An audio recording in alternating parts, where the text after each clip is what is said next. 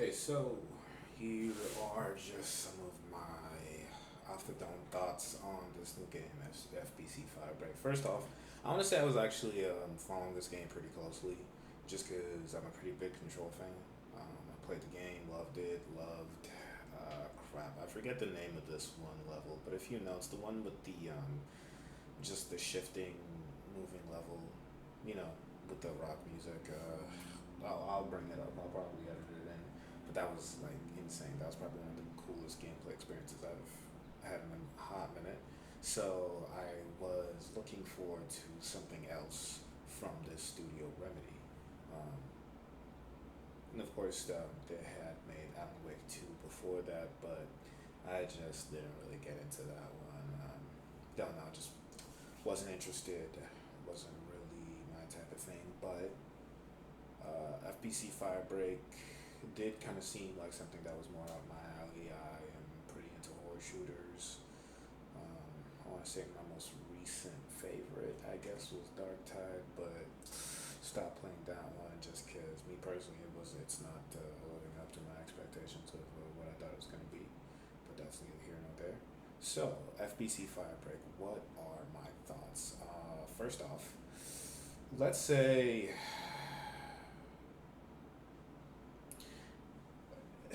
it's like okay. So right now, I just want to come out and say if out of 10, like let's say arbitrary scale. If I had to rate it at 10, right now it's at like a solid 5. And one of the main reasons would be just how do you drop a game like this and where cooperation is damn near foundation of the moment to moment gameplay, pretty important pillar, and you just have just no communication between the players, any actual method of communication between the players, no text chat, no voice chat, nothing, just like a basic pinging system and maybe some generic call outs for the characters, and that's about fucking it. Apart from that, there's nothing else. This is actually insane to me because that also helps compound another major problem I believe this game has, which is there's like literally no onboarding system, no tutorial, no nothing. It's well, there is a tutorial, but it's very badly done. Um, all the tutorials are so there's so many things that had I not been following the game as closely as I was, and I just jumped into the game blind, which it appears a decent amount of the player base does, because no disrespect to anybody I might have come across just in quick play or just while playing randoms, because I don't really have anybody to play this with. Um, everybody, this might have been the slowest player population I've ever interacted with mentally, because there were so many things that it's just like they just don't know. I think there was like this is just a game that I just got done playing. Um, we just had I had one guy. There's what are the kits, right? So pretty much how the game works is it's a horde shooter. And in the horde shooter, let's say you can choose between, I think right now it's like three different kits. You got the fix kit, the shock kit, and I believe there's a water kit. And each one of these, you have the fixer. There's certain interactions you can have on the different missions and levels where you're gonna need to repair a lot of different stuff. So he's the one who's gonna specialize in that. It helps further the objectives along pretty nicely, way quicker than any of the other classes could. And then there's the water class or the splash kit, which can help, just mitigate hazards, and it's there for crowd control as well. All of them, all the classes, fix, splash, and shock kit, they all have some method of crowd control and just this one little gimmick or talent that a specific class has. I think the shock kit also, he's got the pogo stick that he can also use to like push back enemies and shock them. But all of these classes, right? They all have certain synergies depending on the type of mission or just what you're trying to do. So, for example, let's say the for the mission where you're getting rid of all the sticky notes, right?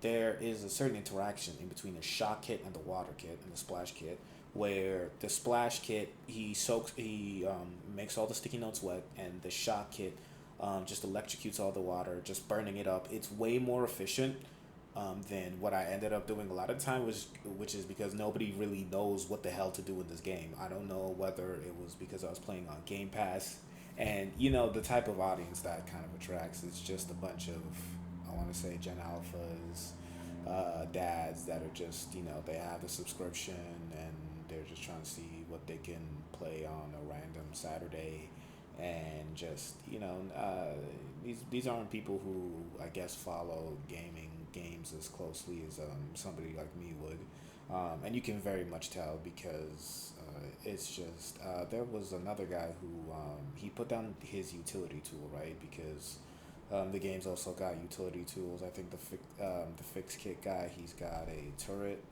Splash kit's got I want to say it's a water sprinkler system thing, and the shock kit's got a boombox that explodes. And the water sprinkler thing for the splash kit, it pretty much I'm not really sure what it does. I see that's how bad the tutorials. I know it splashes water everywhere, but as for why, I mean, I guess it could be just an easier way for the to apply shock to the enemies. But apart from that, I can't really think about anything how else it could be useful. I don't think it heals you. It's one of the water. I don't think it's one of the water sources that heals you. But yeah,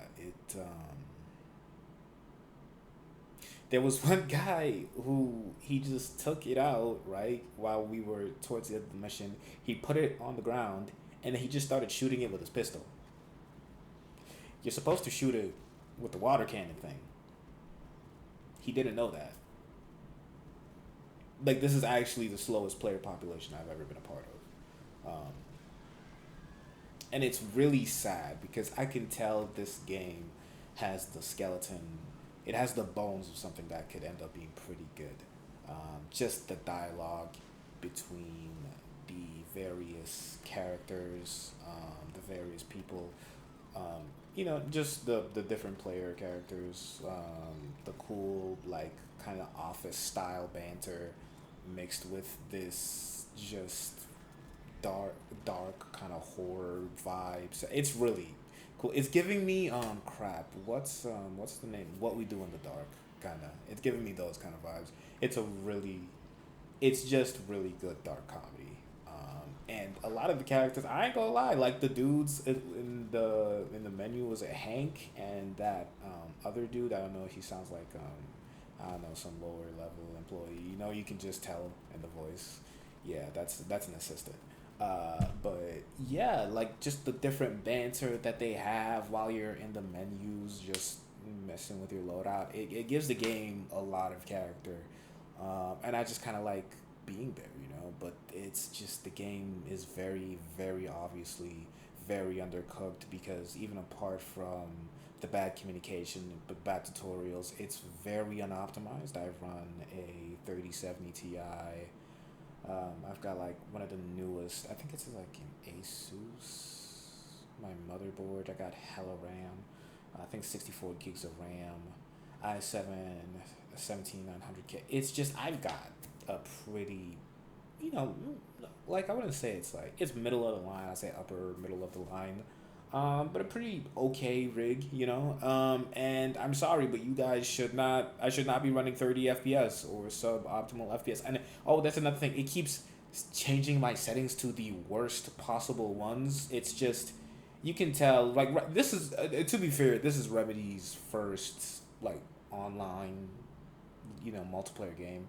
So I can understand them going from a single player studio. They typically make single player games. Them going from single player to multiplayer. There's gonna be some growing pains. Maybe everything won't just end up the way it was supposed to be if it came from a studio that was more used to making multiplayer games. But still, this is actually kind of insane. Like, this is actually kind of insane. I'm not gonna lie. Just wow. It's just it feels like Dark Tide on release in a lot of ways, and that's just really sad because I don't know. I feel like this game really especially in this kind of time period that it's in. There's not really a lot of games that are dropping around this time. So I feel like this almost could have been like, all these other games that have been popping off lately, like, crap, what's the one where you, it's like you're a garbage repo man. Well, repo, that's one. Possibly maybe schedule one. It could have had like its cute, cool little moment, where it's there's just all these cool clips, all these funny things. It could have popped off. It could have popped off. I think it's just what I'm trying to say, and just because it came out in the state that it did, it doesn't seem like that's gonna happen. Just because, like, if you go and look at the Steam reviews right now, I think you'll see that it's mixed. So yeah, it's not in a very good state at the moment, and me personally, I wouldn't recommend it.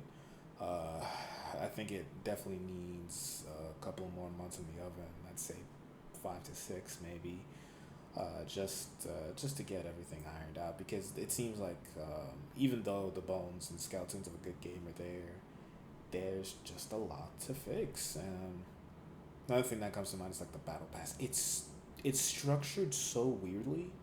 I'm pretty sure the last upgrade, like I think it's for a Mossberg shotgun, like a pump shotgun, and it's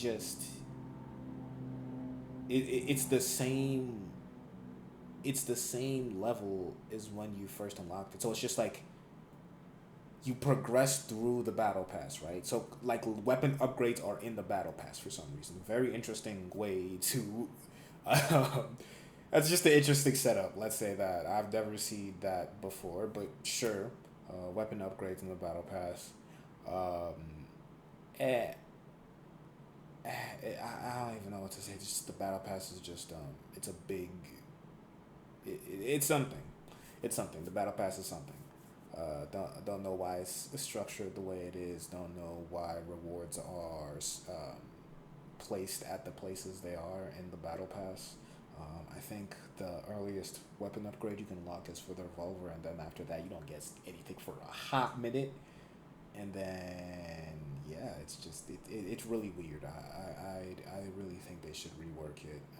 Maybe put a little bit more thought into it. But yeah, but unfortunately, as of right now, me personally, I don't think I would recommend the game. But I'm very sure that in a few months, I'd say 4 to 5 to 6 months, if it doesn't get shut down, either two things will happen. Either one, all the people who actually know how to play the game will stick around, while the casuals and normies will just, drop it because they have no idea what the hell is going on, that they're not enjoying themselves.